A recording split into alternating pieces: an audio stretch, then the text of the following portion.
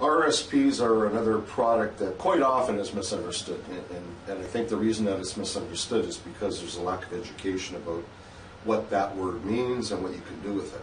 RRSP. Well, it stands for Registered Retirement Savings Plan. That means that A, when it's registered, it's creditor proof because it's a pension fund, so to speak, your own pension fund. Secondly, you're going to save income tax on whatever you contribute to that on an annual basis. So, for example, if you're in a particular tax bracket, 40%, and your maximum contribution for this year is $10,000, you would be wise, if you didn't have the money, to borrow that. In other words, use the OPM principle we talked about earlier, leverage the bank's ability to give you those funds, put it in, save your income tax, and then educate yourself about what you can do now with the RRSP funds. Well, there's several ways to do that. You can certainly go to a financial advisor and take their advice and have them invested for you in the marketplace into a mutual fund or a stock fund, stock portfolio.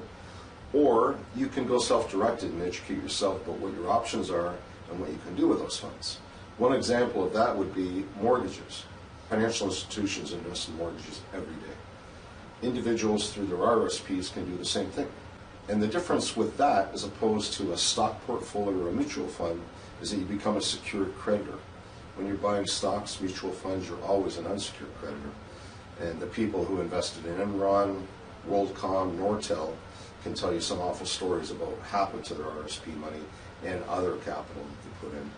Unsecured is not a good position to be in. So with mortgage financing, obviously if you're doing that through a self-directed RRSP, you're going to be lending generally to people who can't borrow through banks. But that doesn't necessarily make it a bad risk. All it means is that you have to educate yourself about what that means and how you underwrite that type of investment. And the bottom line for me when I'm counseling anyone in that regard is that you must look at the asset itself. A, you're going to become a secured creditor, but B, you want to become a secured creditor on an asset, a piece of property, in a good market where you can sell it quickly if there's a default and get your capital out. In the interim, you're protected because you're on title as a secured creditor. So it's certainly a good option for people to look at, and you don't have to pay any management fee because you're managing your own funds.